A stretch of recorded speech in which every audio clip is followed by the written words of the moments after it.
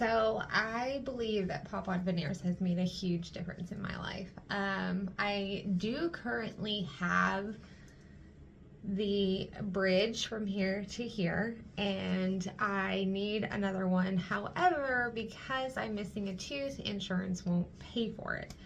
So it's a little expensive. When I found pop-on veneers, it was too good to be true, but I had to try because I needed something ASAP. I was going to a huge event.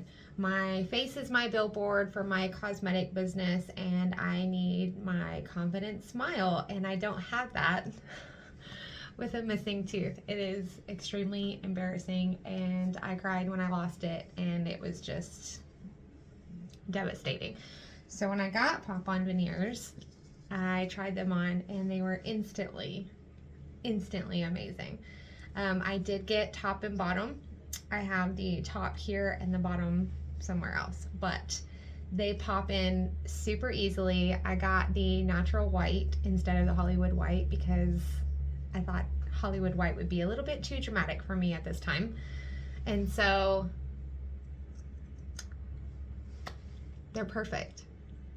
I don't talk weird. I talk more strangely when I don't have them in than when I do. My confidence is better.